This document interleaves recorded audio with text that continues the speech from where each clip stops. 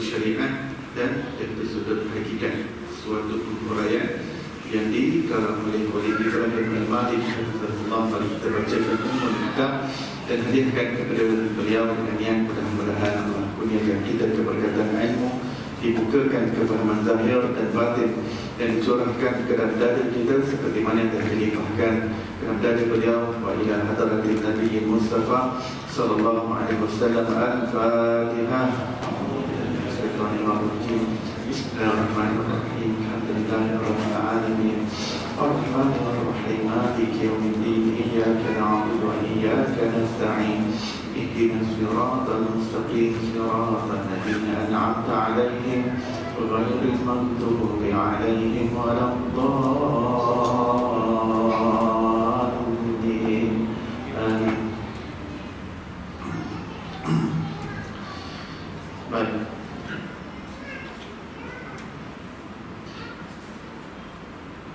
Ada tanda tak? Surat keberapa? Bab tajuk. Tak ada tanda. Fahaman. Tapi mungkin Ya. itu surat 5 Tinggi.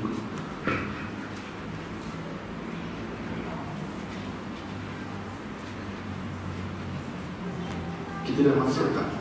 Mu'tazilah, Qadariyah, itu Musyabbihah, Jabariyah. surat 5. Lepas 24 so, hari ini kita masuk 55.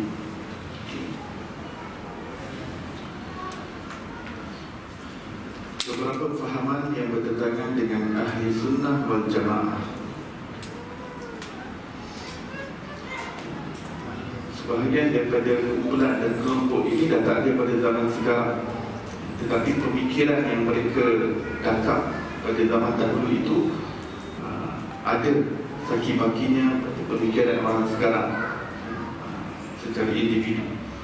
Kalau dulu pemikiran itu secara kelompok, mereka semua bersepakat, kelompok sesat untuk menangkap pemikiran tertentu.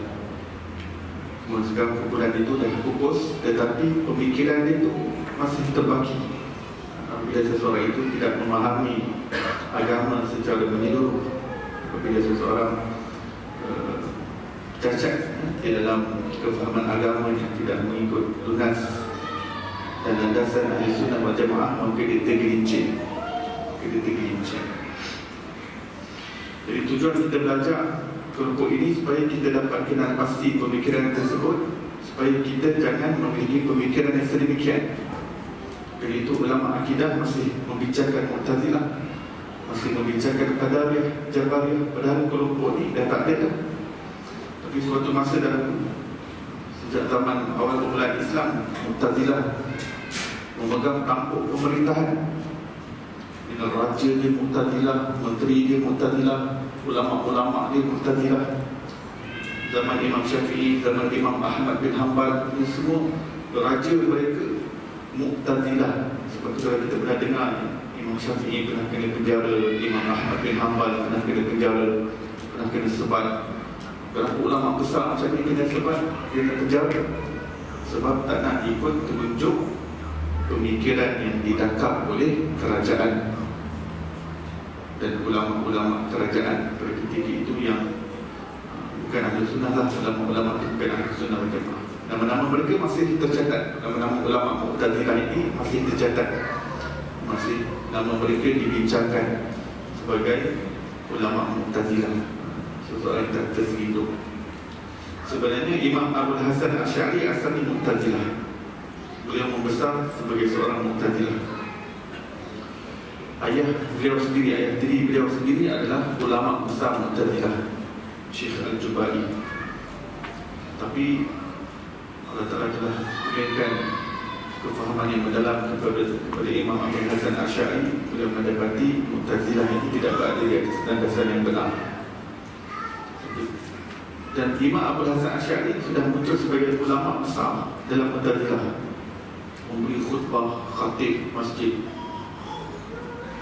Ketika umur 40 tahun beliau ijtihad di mimbar, beliau keluar daripada Mu'tazilah. Beliau jumpa fahaman yang benar itu adalah milik majoriti umat Islam. Sehingga beliau menyusun semula lunas-lunas akidah berdasarkan Al-Quran dan Sunnah. Dan beliau menjadi penentang kuat kepada Mu'tazilah sebab dia dah tahu kelemahan Mu'tazilah ni, sebab dia membesar sampai umur 40 tahun. Bukan sedikit masa tu.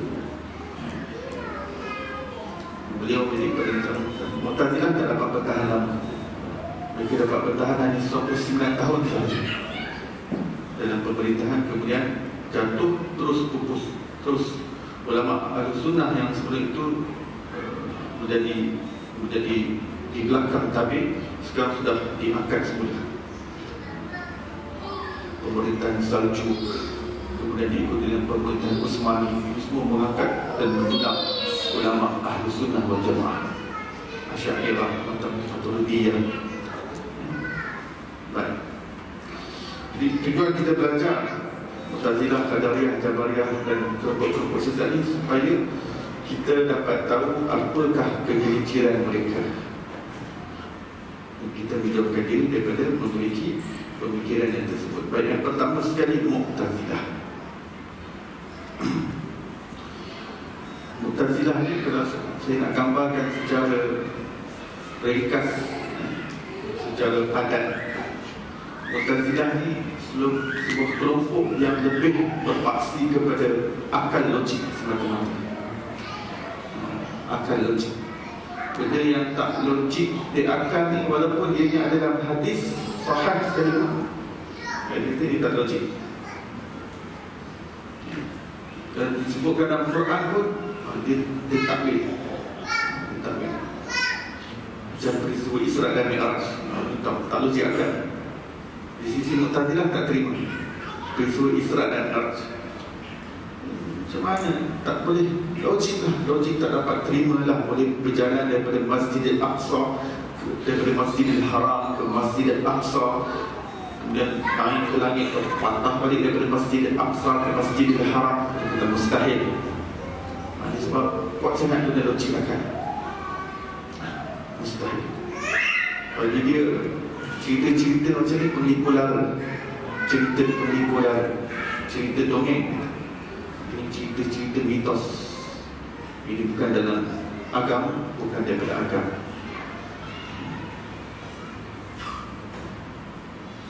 Dan kelompok ini sampai sekarang ada. Kelompok maksudnya orang yang menangkap pemikiran itu sampai sekarang ada. Orang macam ini dia susah. Kalau dia dengar keramat para wali itu, dia kadang dia macam ni. Dia allergic. Dia macam media. Ya? Allergic. Keramat para wali.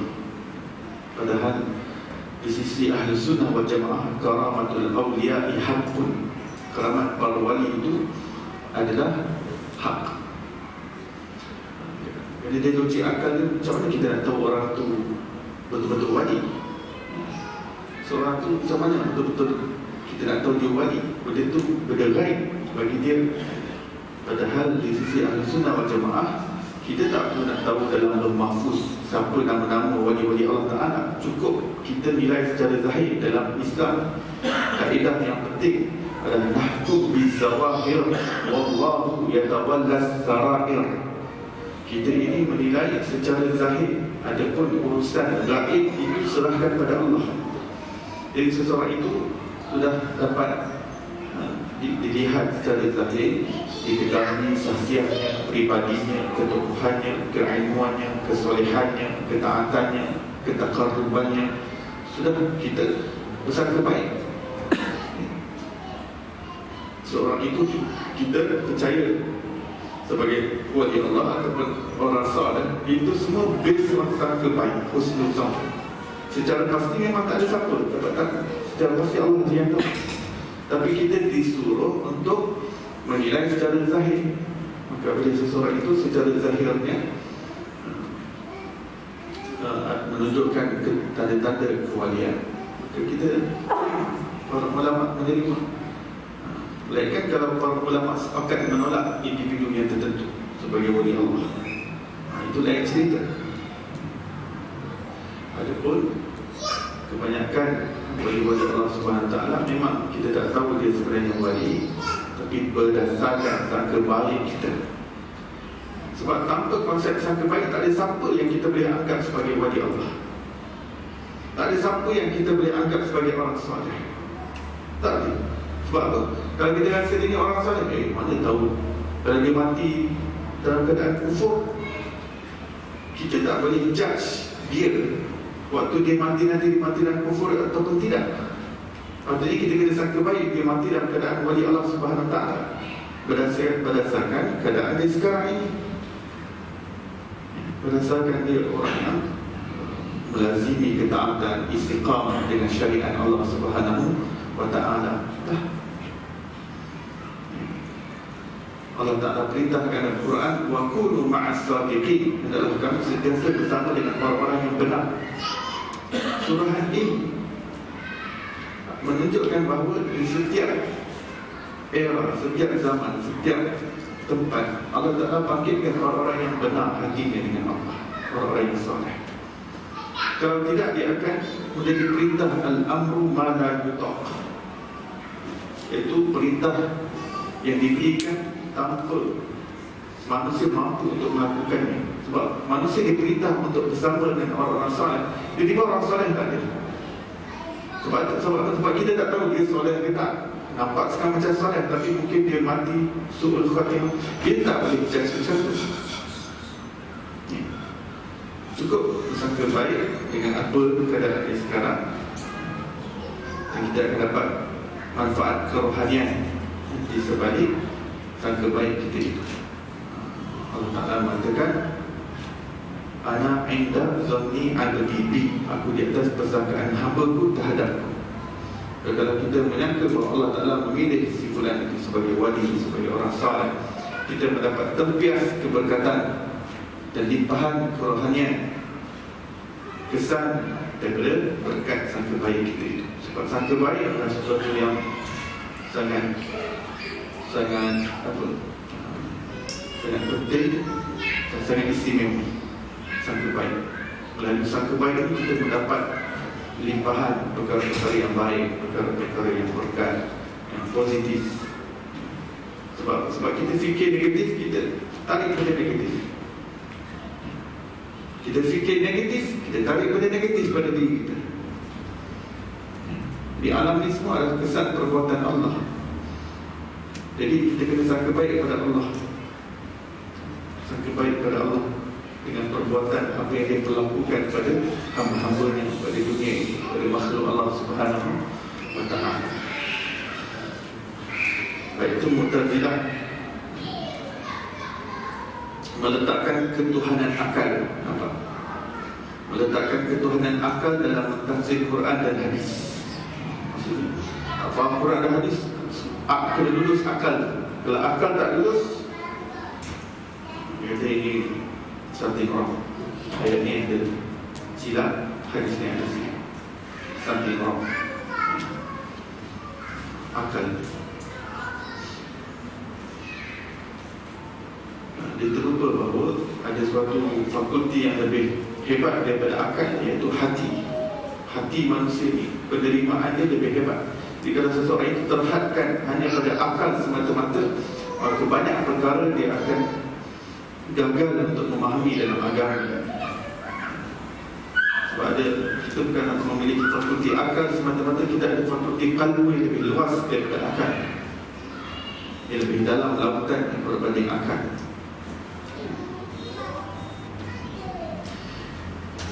Mu'tazilah menolak hukum tauhid yang tiada menepati akal. Kalau dia tak dapat logik dia, tak ikut rasional, dia tolak. Ini Mu'tazilah. Baik dan buruk ditentukan oleh akal, bukannya syarak. Akal yang menentukan, sebab akal bagi dia, akal adalah judge, bukan syarak. Syarat ni dia kena dia akui syarat itu penting, tapi syarat ni dia kena ikut piawaian akal. Dia kena ikut piawaian akal. Ini bahaya sebab kebanyakan syarat, kebanyakan perkara-perkara yang diberitakan agama adalah bersifat ta'abbudi, sesuatu yang kita tak dapat faham dengan akal, kita dapat cerna dengan akal. Itu nak kena tunggu akal dulu dapat memahami, dia akan lakukan kebincangan dalam agama.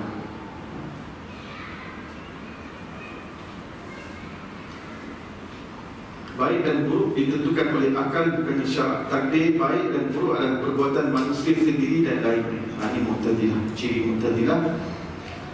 Takdir baik dan buruk adalah perbuatan manusia sendiri. Jadi manusia lah seolah-olah menciptakan perbuatan sendiri, bukan Allah. Allah dah ciptakan kita, wujudkan kita dah. Kita ni macam gerak automatik, macam pembuat jam automatik. Lepas dia buat jam, dia gerak sendiri betul. Lepas tu dia ada spring, pintar-pintar spring dia tarik sampai boleh beratus tahun boleh bergerak sendiri. Sebab dia ada kinetik ataupun dia punya mekanisme dalam tu, dia boleh bergerak sendiri automatik. Mana nak bawa apa, dia boleh bergerak sendiri. Yang pakai jam, bawa kereta ke, bawa motor ke, scuba diving ke, snorkeling ke, jogging ke, cycling ke, running ke, cooking ke, eating ke, dia gerak sendiri. Jadi Mu'tazilah anggap manusia ni macam ni. Lepas Allah ciptakan semua bergerak sendiri. Tak ada, Allah dah tak ada kena mengenai. Allah dah tak masuk campur tangan di dalam perbuatan manusia. Sebab bagi dia tak logik lah. Sebab kita manusia ni ada buat jahat, ada yang berzina. Takkanlah Allah buat benda tu semua. Bagi dia tak logik. Kita ni ada yang merompak, ada yang jadi penyangak, ada yang jadi pencuri, ada yang, takkan Allah ciptakan semua tu. Jadi dia tak dapat break lah, tak dapat break. Tak logik lah. Waktu Allah nak ciptakan sesuatu yang dia muka, dia tak dapat faham. Dia tak dapat faham sistem Allah SWT. Bagi dia tak logik lah Allah nak ciptakan benda yang mengingkari dia, menciptakan perbuatan makhluk yang menderhakai dia. Padahal dia berkuasa untuk menghindarkan manusia daripada from the first place, untuk tidak mengingkari Allah SWT. Allah tak Maha Kuasa. Jadi kita tak logik. Inilah Allah ciptakan manusia, kemudian manusia bergerak sendiri, macam pembuat jam automatik tadi. Mu'tazilah macam tu. Ini usaha ni usaha yang manusia cipta. Menolak Isra' dan Mi'raj dengan jasad Nabi SAW. Bagi dia mimpi ya. Mustahil bagi dia, mustahil dengan jasad. Kalau dengan mimpi ni sebenarnya masih ikhtilaf dalam sisi ulama kan, sisi ulama. Tapi majoriti ulama mengatakan Isra' dan Mi'raj adalah bersama jasad dan roh sekali, jasad dan roh. Tapi ada segelintir ulama kata bukan dengan jasad. Ulama Ahlus-Sunnah, tapi susah nak jumpa dah, susah nak jumpa yang menolak jasad. Ini disebabkan zaman sahabat lagi. Zaman sahabat berlakunya perselisihan antara Sayyidina Aisyah dan Sayyidina Muawiyah dengan Isra' dan Mi'raj.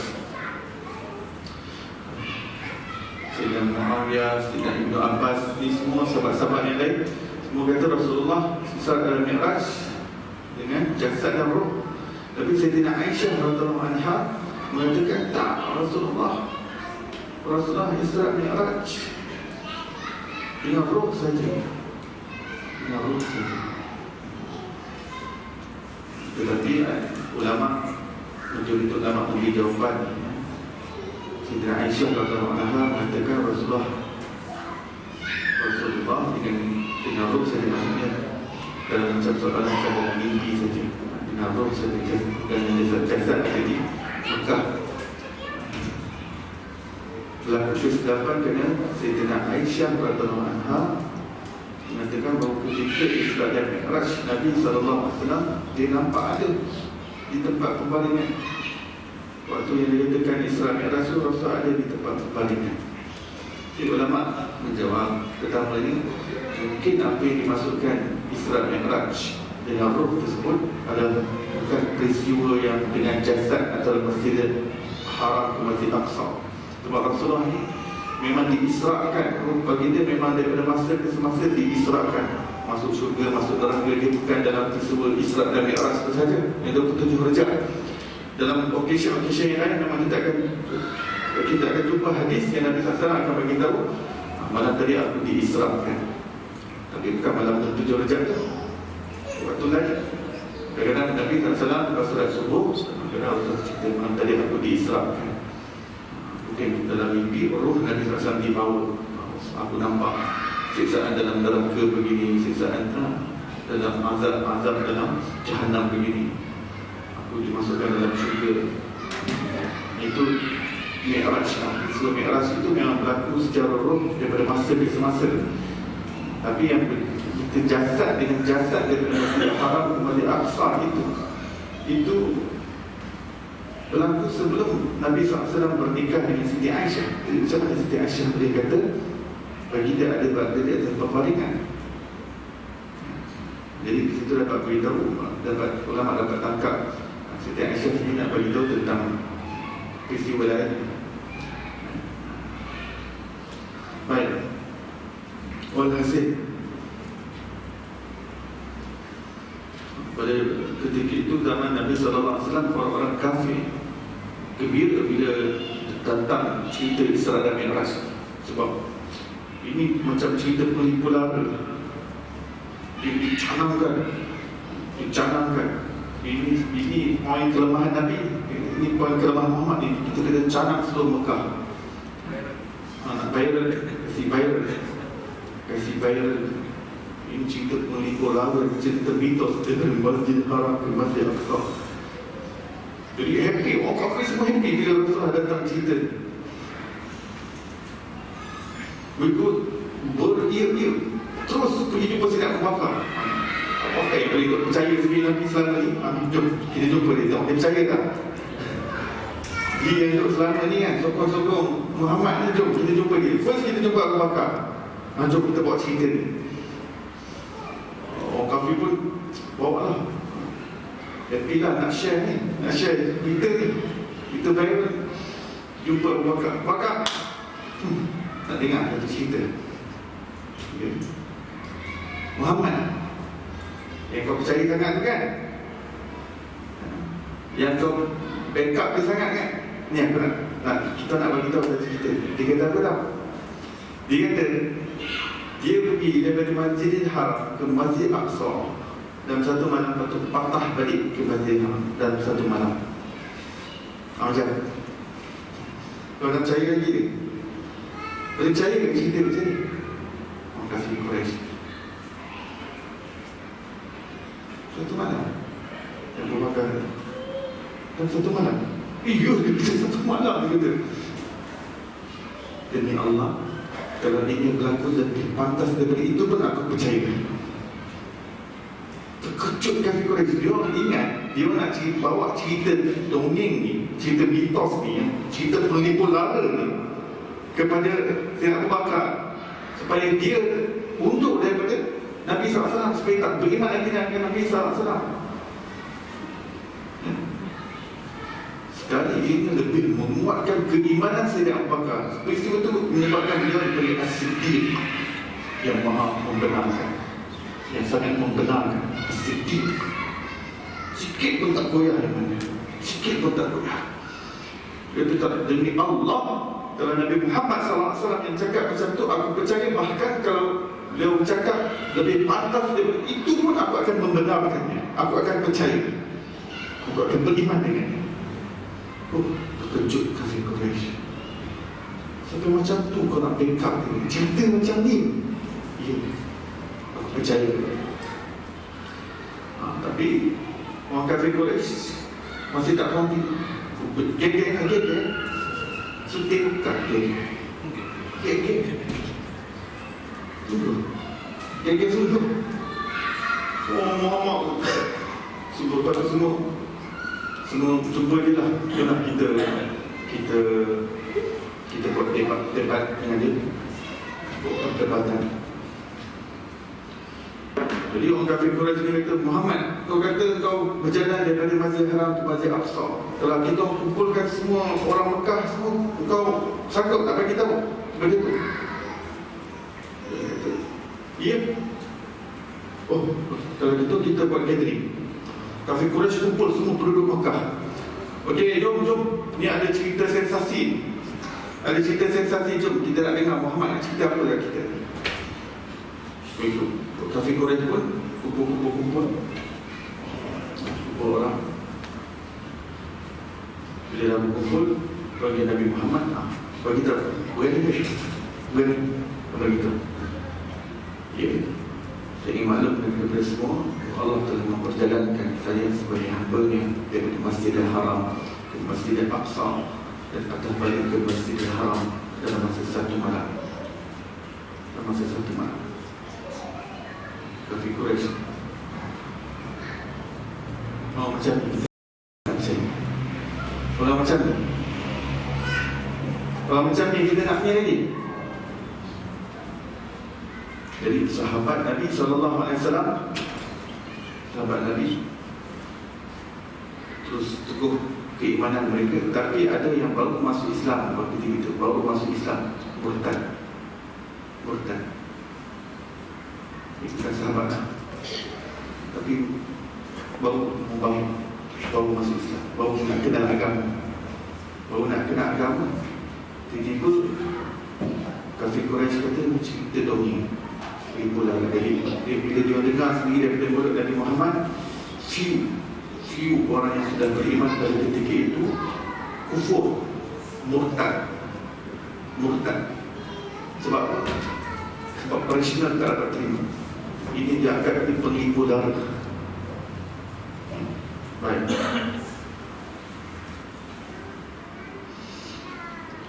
Jasad Nabi SAW azab kubur. Mu'tazilah menolak azab kubur. Manusia dah mati jangan boleh kena azab lah. Dah mati.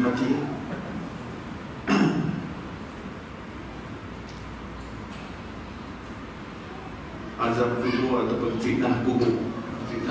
Dipanggil fitnah kubur ni iaitu persoalan munkar dan nakir. Yang kedua, himpitan kubur. Yang ketiga, azab dalam kubur ke depan. Jadi lubang daripada sebahagian lembah api neraka. Ini semua dipanggil fitnatul qabr. Yang kita minta doa setiap hari, Allahumma inni a'udzubika min fitnati masihid dajjal wa min fitnati azabil qabr. Ya Allah, aku memohon perlindungan kepadamu daripada fitnah kubur.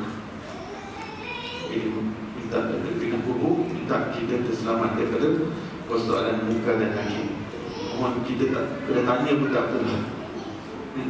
Mohon kita tak perlu ditanya. Adakah orang yang terlepas daripada pertanyaan muka dan nakir? Ada tak? Semua orang mesti ada soal. Semua orang ke ada kelepasan, pengecualian?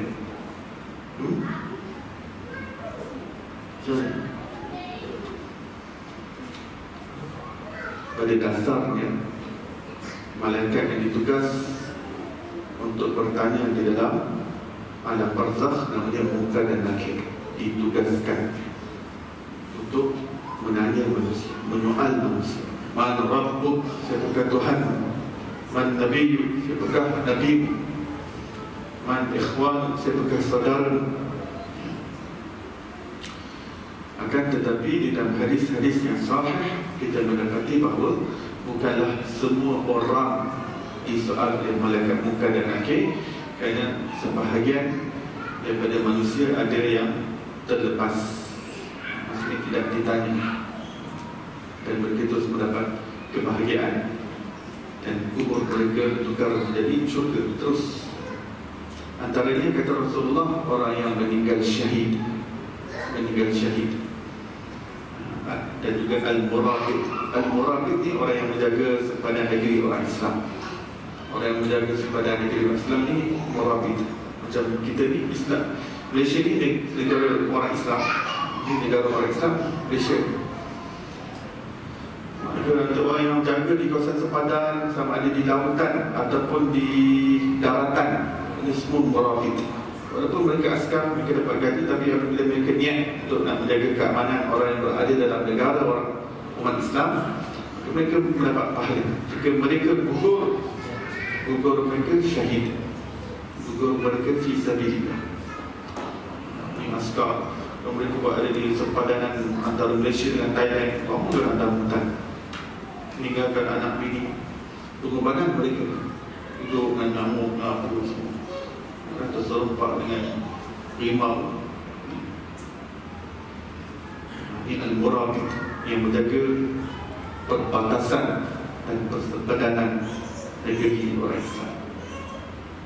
Dan juga orang-orang yang meninggal perang fisabilillah, dan juga orang syahid-syahid di dunia ini, orang yang disebut sebagai syahid akhirah, iaitu orang yang meninggal ketika lahirkan anak, orang yang meninggal hari Jumaat, orang yang meninggal dihempak batu bangunan, terbakar, lemas. Ini semua syahid. Ini semua Allah SWT jadikan sebab-sebab itu untuk dia dapat pengampunan dan masuk alam barzakh terlepas daripada persoalan muka dan angin.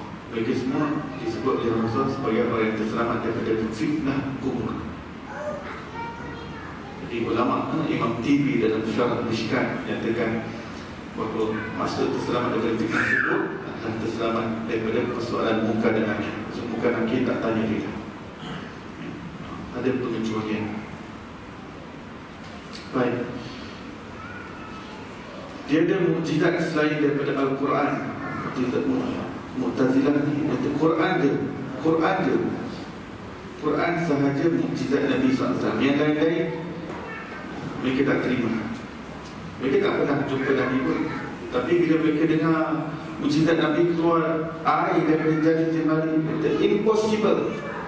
Ini semua cerita penipu dah. Zaman sekarang ni ada orang yang ambil perangai Mu'tazilah. Bila benda yang dia nampak pelik, rasa pelik, ini penipu dah. Dia nampak ni kisah aneh ni, penipu dah. Sebab apa? Semua nak kena ikut piawaian akal. Ini adalah perangai Mu'tazilah. Jadi mukjizat Nabi kata terbelah bulan, air keluar daripada jari jemari Nabi SAW, boleh bercakap, Rasulullah boleh bercakap dengan haiwan. Kata ini semua tak betul. Ini semua hanya dongeng-dongengan orang untuk cerita-cerita, tak berlaku kepada Rasulullah. Yang mukjizat yang ada hanya Quran. Sebab ni kita nampak depan mata ni je kita nampak. Ini je lah. Betul-betul logik akal kan? Betul-betul logik akal. Menolak karamah awliya. Kalau dengar cerita-cerita keramat para wali, ini PN Mu'tazilah. Benda yang dia tak perlu sangkal terlalu terburu-buru, tak perlu nak terburu-buru menyangkal keramat para wali Allah Subhanahu wa Ta'ala. Kerana di sisi ulama Ahlussunnah wal Jamaah, keramat itu perkara yang mencari adat ini boleh berlaku kepada setengah hamba Allah Ta'ala yang tertentu, dan ianya sesuatu yang diyakini berlaku, dan ia adalah akidah dalam Islam. Sebab perkara-perkara keramat diceritakan di dalam Al-Quran. Memang ada hamba Allah yang boleh berlakunya perkara yang mencari adat, perkara-perkara yang luar biasa, luar kebiasaan, boleh berlaku. Dan contoh Rasulullah SAW dapat berjalan Isra dan Mi'raj kepada satu tempat ke satu tempat. Maka Allah Ta'ala boleh memperjalankan begitu juga kepada hamba-hamba ni yang lain. Keramat ni kadang-kadang mukjizat yang ada pada Nabi SAW tu seperti air keluar daripada jari jemari, ia pun boleh berlaku kepada wali-wali Allah Ta'ala. Cuma bezanya apabila perkara itu berlaku pada Nabi dipanggil mukjizat, bila berlaku kepada wali dipanggil sebagai keramat. Dan benda yang sama juga boleh berlaku kepada orang bukan wali, berlaku pada penderhaka tadi itu berjalan, maksudnya daripada satu destinasi ke destinasi dengan pantas. Itu pun sebenarnya boleh berlaku kepada orang-orang yang derhaka. Mungkin sebab dia terlalu lama melawan hawa nafsu dia. Ada orang kafir tapi dia lawan hawa nafsu, otakkan kepala, banyak lapar dahaga, banyak lapar dahaga. Jadi lapar dahaga itu semua memudahkan dia melawan hawa nafsu dia. Itu menyebabkan dia punya sistem jadi ringan. Sistem badan dia boleh jadi ringan. Dia boleh terbang daripada satu tempat ke satu tempat. Dia berjalan atas air, boleh menempuh perjalanan yang jauh. Tapi kalau perkara yang mencari adat seperti itu berlaku pada orang kafir, dipanggil sebagai istidraj. Benda memang boleh berlaku. Ulama mengatakan benda yang mencari adat ni memang boleh berlaku. Dan manusia ni memang, kekuatan manusia ni sebenarnya, kekuatan manusia sebenarnya lebih kuat daripada jin, lebih kuat daripada malaikat. Sebab kedudukan manusia ni Allah Ta'ala ciptakan adalah seafdal-afdal makhluk. Pada zaman Nabi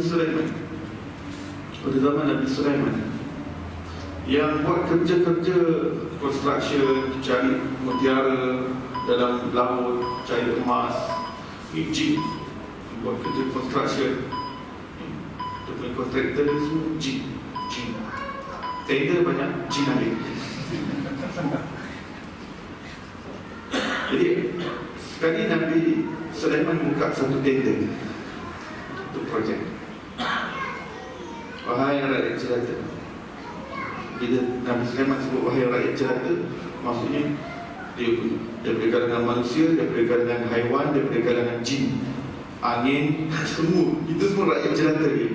Wahai rakyat jelata, aku nak buka satu tender dan projek baru semua. Projek apa tu? Pindahkan singgasana Balkis ke sini. Jin Ifrit terus saya sikit. Jin Ifrit. Ini cerita mana ni? Dongeng ke? Al-Quran qala ifritum minal jin. Itu ayat Quran. Berkatalah Ifrit daripada kalangan jin, saya siap. What's your offer? Kata Nabi Sulaiman. What's your offer? My offer is to bring the castle of Balkis before you sit down. Maksudnya sebelum kamu duduk, saya dapat pindahkan. Sebelum duduk atau sebelum kamu sempat diri daripada tempat duduk kamu, begitulah. Lepas tu salah seorang menteri Nabi Sulaiman daripada kalangan manusia, nama dia Asif bin Bakhir. Beliau salah seorang menteri soleh, wali Allah. Menteri Nabi Sulaiman yang wali Allah. Dia kata, tuanku, kalau boleh tentu saya nak dia. Okay, what's your offer? Jadi kita offer. Mana yang lebih menarik offer ni? Okay, what's your offer to take the tender? So Asif said, before the blinking of your eyes, sebelum kamu sempat kelip mata, aku pindahkan. The tender is yours. Tak sempat.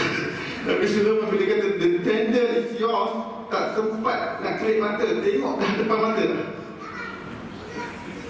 Bila sebut tentang manusia, kita kena faham, manusia ni Allah Ta'ala bagi kedudukan yang hebat.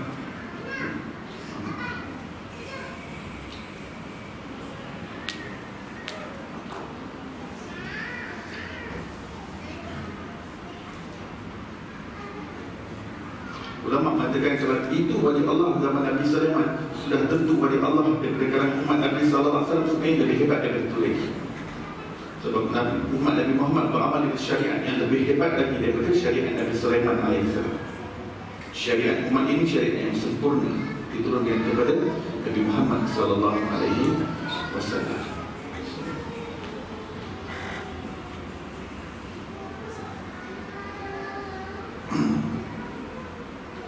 Dalam sebuah hadis sahih diriwayatkan oleh Imam Bukhari dan Imam Muslim, pada satu ketika Nabi Musa alaihissalam didatangi oleh malaikat maut.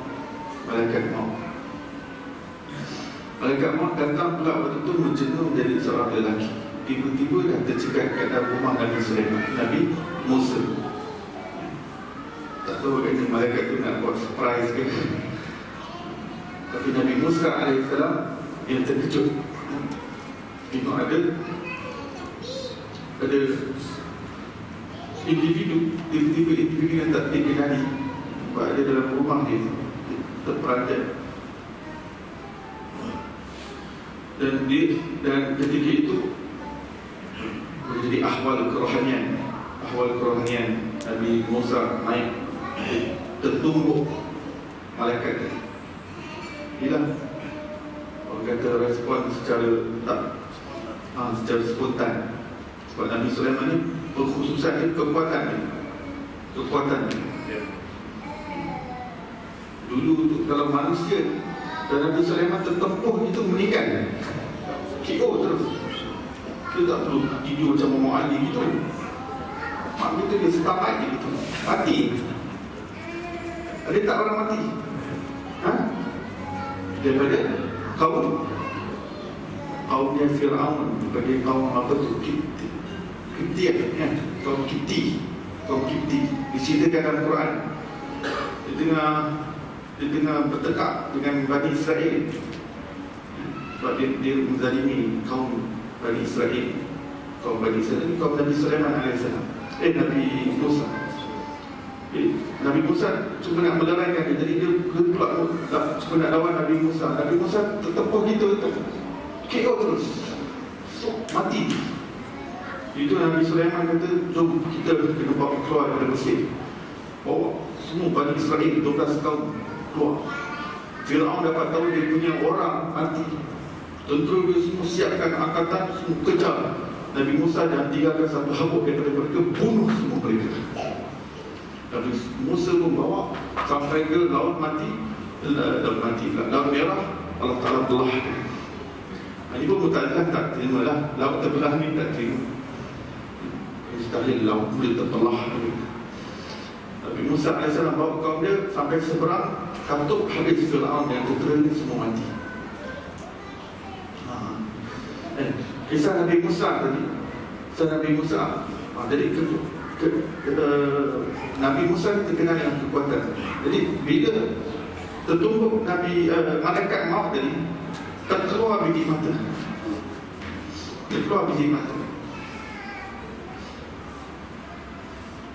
Dan malaikat maut menghadap kepada Allah SWT dalam keadaan matanya tersembul keluar.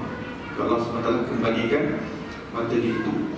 Kerana Allah jadikan sistem siapa-siapa daripada makhluk lain yang menjelma ke alam manusia, kalau terjadi apa-apa di alam manusia, maka dia akan terima kesannya. Kalau dia balik ke alam gaib pun jadi begitu. Jadi bila malaikat maut balik, dia dalam keadaan begitu, mata dah terkeluar. Ya Allah SWT kembalikan mata tersebut. Sebab tu jin boleh menjelma ke alam manusia. Jin boleh menjelma. Kita boleh nampak dia secara fizikal, dia boleh menjelma. Yang kata istilah kita di sini hantu-hantu, langsui ke, pocong ke, apa ke, hantu-hantu. Itu istilah hantu ni sebenarnya jin yang menjelma ke dalam manusia. Dia buat dalam sangat fragile dan sangat berbahaya.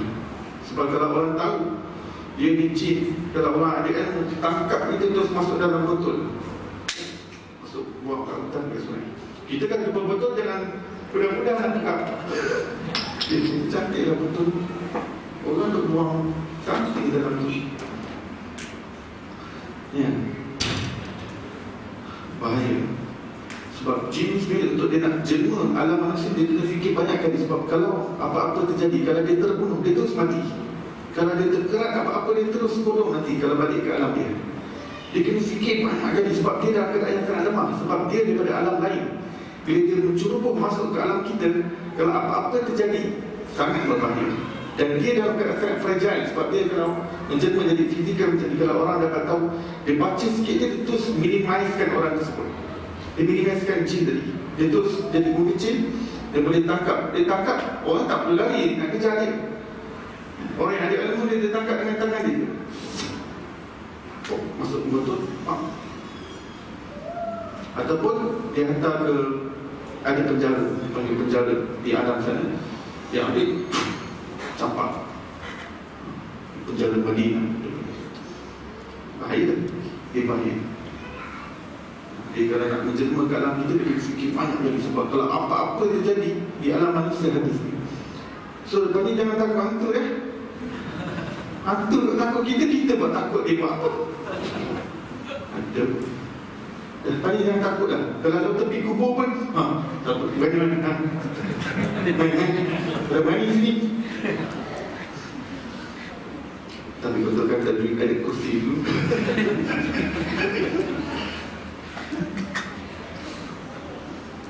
Tadi tak betul ada kursi payah. Saya kata-kata jadinya begitu.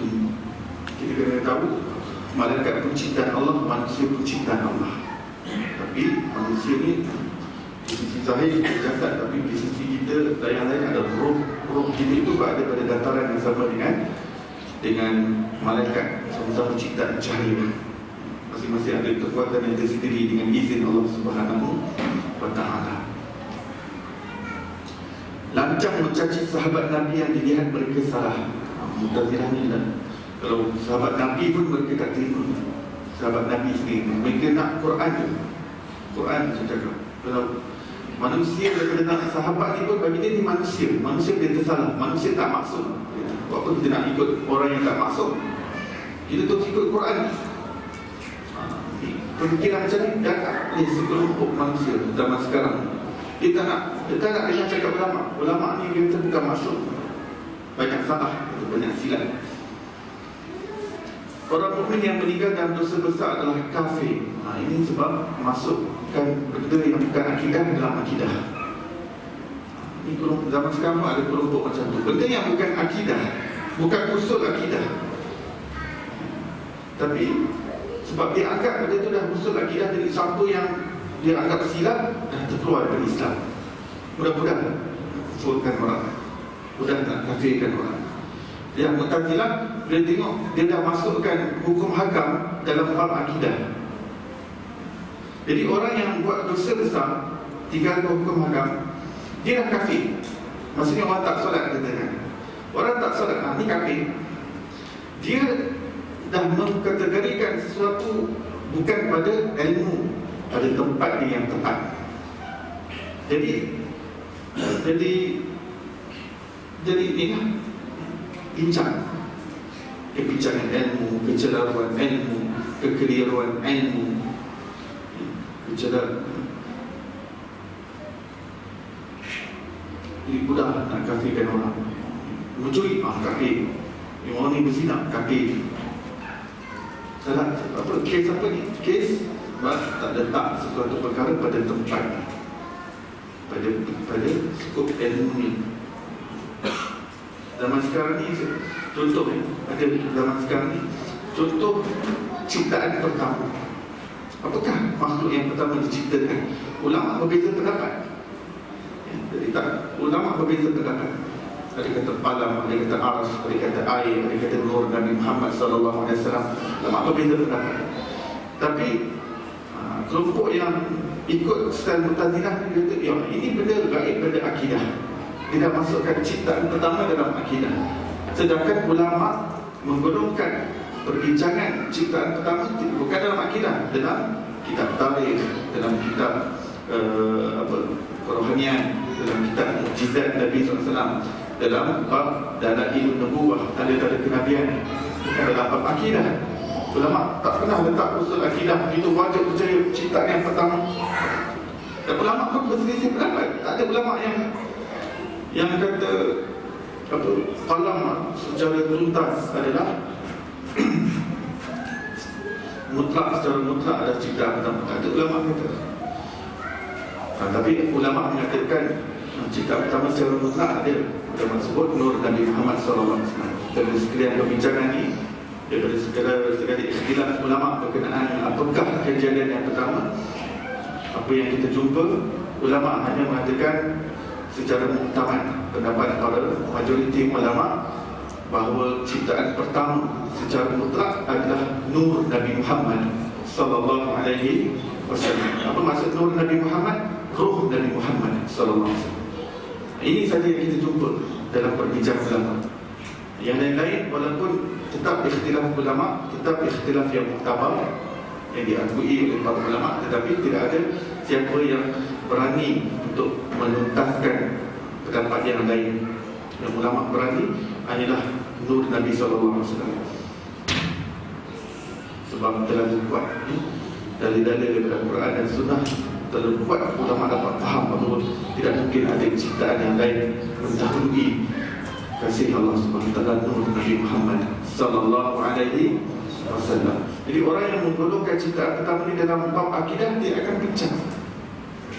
Dia kata, ini percaya nur Nabi Muhammad, kafir, sesat, kafir. Sebab apa? Sebab bagi dia ini akidah. Ulama bincang dalam kitab tarikh, dalam kitab mujizat Nabi, dalam ilmu nubuwah, dan ini semua dan berkenaan dengan tanda-tanda kenabian, bukan usul akidah. Sampai di situ memang turun tanda yang akan datang. Kita bincang tentang Qadariyah. Qadariyah ni pun dia pecahan daripada Mu'tazilah. Ada benda yang dia tak setuju dengan Mu'tazilah, jadi dia pecah daripada Mu'tazilah jadi Qadariyah. Jadi kita akan bincang secara lanjut berkenaan Qadariyah pada masa yang akan datang. Mudah-mudahan Allah Subhanahu wa taala berikan kefahaman ilmu kepada kita dan memperdalamkan ilmu agama kepada kita dan melimpahkan rohanian dan ma'rifatullah dalam jiwa kita. Mudah-mudahan nanti kita dapat sampai kepada pengenalan kepada Allah Subhanahu wa taala. Moga Allah berikan kita hati yang mengenal Allah Subhanahu wa taala. Moga Allah berikan kita kesudahan yang baik dan jauhkan kita daripada kesudahan yang buruk. Wassallallahu ala sayyidina Muhammadin wa ala alihi wasallam. Alhamdulillah rabbil alamin. Kita datang ke majlis kita dan tasbih kifarah dan surah Al-Asr. Subhanallah wa bihamdihi, subhanakallah wa bihamdika, asyhadu an la ilaha illa anta wa astaghfiruka wa atubu ilaik. Bismillahirrahmanirrahim. Wal 'asr. Innal insana lafi khusr illa alladziina aamanu wa 'amilus shalihaat wa tawassaw bil haqqi wa tawassaw bis sabr. Assalamualaikum warahmatullahi wabarakatuh.